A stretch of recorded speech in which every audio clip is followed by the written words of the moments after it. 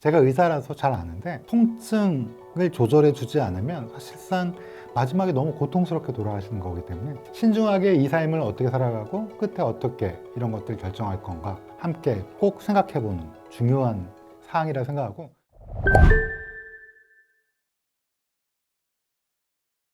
아마 대부분 그런 생각을 많이 하시는 것 같아요. 가족, 일, 남겨진 일, 그 다음에 통증.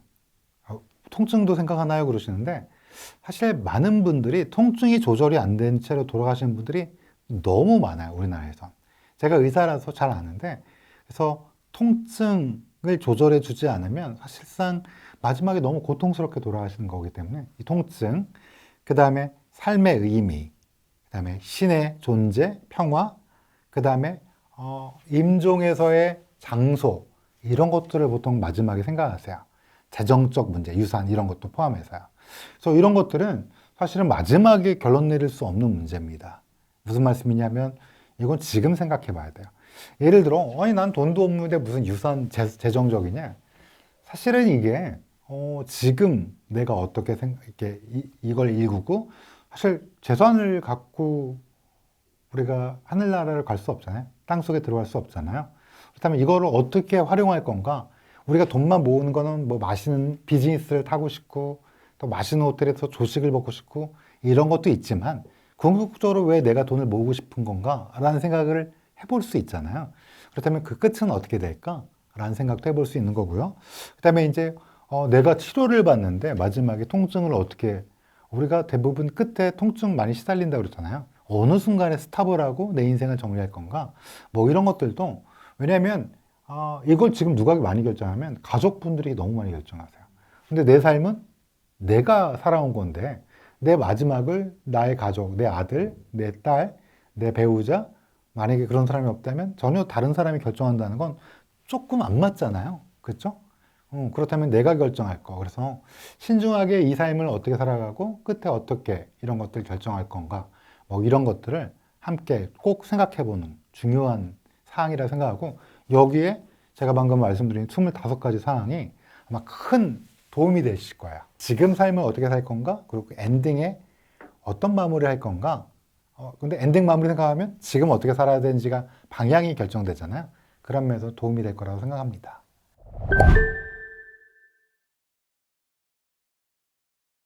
제가 늘 제가 이제 이렇게 저희 학교에서 교양 수업을 하고 있는데요. 교양 수업 나름 인기 강좌입니다. 근데 이제 그 교양 수업에서 우리 젊은 학생들을 많이 보게 되잖아요. 20대 초반에.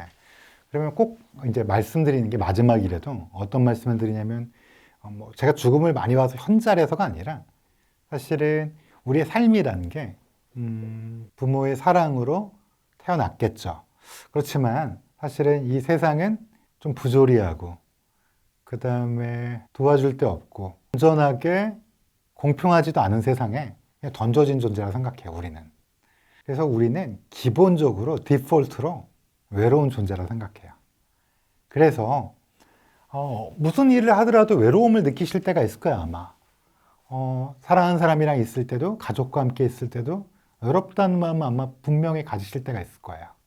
그게 아마 인간의 내재적인, 근원적인 이런 부조리한 세상에 던져진 실존적인 존재라는 게 분명한 것 같아요. 그럼에도 불구하고, 우리가 끝이 있는 이 삶을 왜 살아야 되냐? 하는 질문을 충분히 해볼 수 있죠. 왜냐하면 너무 부조리하고 외로운 존재니까 우리는. 이런 어떤 의미가 있는 내 삶을 찾아가는 그 행위 자체가 사실은 우리의 삶이고, 그 자체가 존경받아 또 존중받아 마땅하다고 생각해요. 그래서 우리가 죽음을 보면서 뭘 생각하셨나요? 이렇게 물어보셨잖아요. 삶을 어떻게 살아야 되나? 왜냐하면 끝이라는 게 있으니까 늘 역설적으로 생각하게 됩니다. 이 외롭고 부조리한 세상에서 우리는 외로운 존재인데, 그러면 왜 사는 거야? 우리가 의미 있다고 생각하는 것을 찾아서. 그럼 의미를 찾을 수 있느냐? 전 개인적으로 못 찾을 수도 있다고 생각해요. 죽을 때까지. 다만 뚜벅뚜벅 걸어가는 이 길, 가끔씩 옆에 놓인 핀 꽃을 보고 미소 지을 수도 있고, 누군가 나처럼 외로운 존재가 주저앉아서 먼 일을 할 때 손을 잡아줄 수도 있고, 요 정도 하면서 내 길을, 나의 의미를 찾아서 뚜벅뚜벅 걸어가는 거, 이 자체가 저는 인생이라고 생각합니다. 그래서 뭐 어떤 분들은 인생 뭐 별거 없다. 맞아요. 저도 그렇게 생각합니다. 다만 별거 없다는 것 때문에 세상도 부조리하고 나는 외롭기 때문에 이 세상이 아무것도 아니라고 생각하시지 말고요.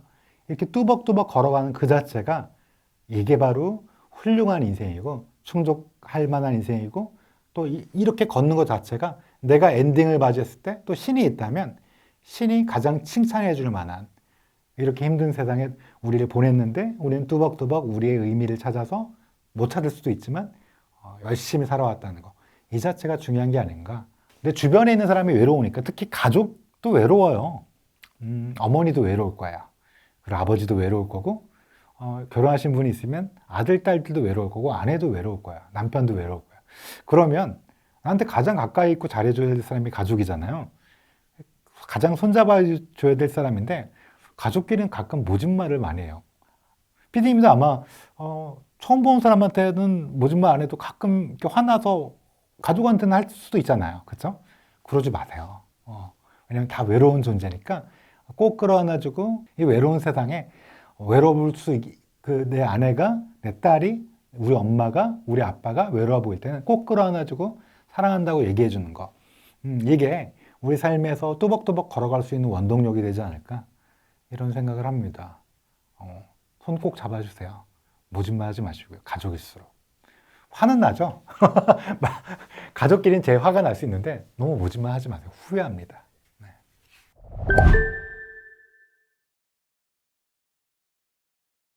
저희 법의학자들은 10년 전부터 되게 심각하다고 생각했어요. 왜냐하면 1인 가구가 증가할 수밖에 없어요. 지금 이 시대에는. 아무래도 결혼율도 많이 떨어지고, 그 다음에 아이를 낳는 것도 많이 떨어지고, 또 결혼을 한다고 하더라도 또 요즘에는 조금 더 쉽게 이게 이제 헤어질 수 있는, 아마 혼자 살 수 있는 게 가능한 시대, 그리고 편한 시대가 왔으니까요. 그래서 상당히 많습니다. 사실은 이제 보도가 되지도 않을 정도로.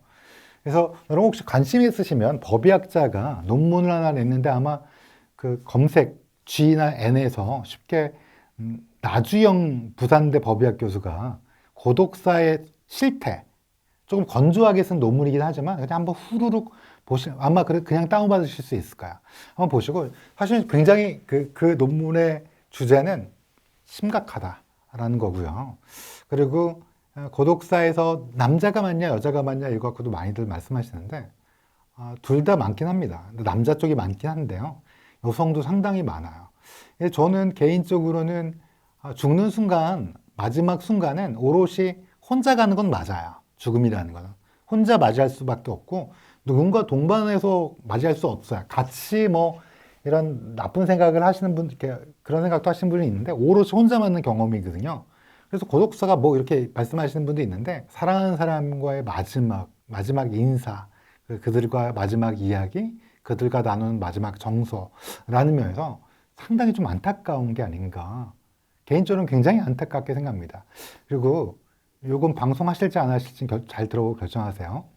많은 분들이 이제 그 반려견, 반려묘 등의 동물을 같이 사시는데 고독사한 경우에는 반려묘 같은 경우는 식량이 떨어지면 시신 훼손이 바로 됩니다. 반려견도 고민하다가 진짜 없으면 바로 돼요. 실질적으로 반려견이나 반려묘에 의한 시신의 훼손이 굳이 그 사랑했던 사람들인데 사랑했던 인간이었죠. 집사, 주인. 근데 그런 것들이 많아서 걔는 굉장한 트라우마, 그래서 안락사 시킵니다. 안락사 시키는 걸로 알고 있어요. 시키는지는 정확히는 모르겠고. 그래서 결론적으로 반려묘나 반려견과 함께하는 인생도 좋은데 좋다고 생각합니다. 다만 끝에 죽음에서 그들만 남겨놓는 거는 그들에게도 크나큰 시련이 될 수 있고요. 전 개인적으로는 제가 이제 이렇게 얘기하면 꼰대라고 얘기하실 수 있는데 꼰대라고 얘기하셔도 일생을 같이 할 사람, 그게 꼭 남녀가 아니라도 좋습니다. 저는 뭐 그런 것도 다 찬성하는데 홀로보다는 둘이 낫다는 생각을 하고 있어요. 법의학을 하면서 오히려.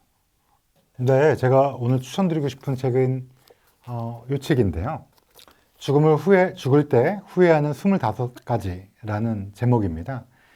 일본의 완화의료 전문가인 오츠 슈이치가 이 말기암 포함하는 이 끝을 앞둔 환자들을 보고 그들의 후회, 그들의 인생 드라마를 조금 더 느낀 바를 25가지로 정리한 책입니다. 이 픽션이 아니라 이분이 직접적으로 보고 느낀 직접 사람들을 대상으로 한 책이기 때문에 다양한 사례가 여기에 들어있고요. 또 이 사례를 읽음으로써 우리에게 묵직한 감동과 함께 어떤 교훈, 그리고 우리가 앞으로 어떻게 살아가야 되나 이런 삶의 어떤 아이디어를 줄 수 있는 그런 책이라고 생각합니다. 마음속에 있는 걱정, 그다음에 두려움, 회피하고 싶은 단어인 죽음에 대한 다른 이미지와 함께 삶이란 키워드, 오히려 죽음을 통해서 삶이란 키워드를 끄집어낼 수 있는 그런 책이 될 거라고 기대해 봅니다.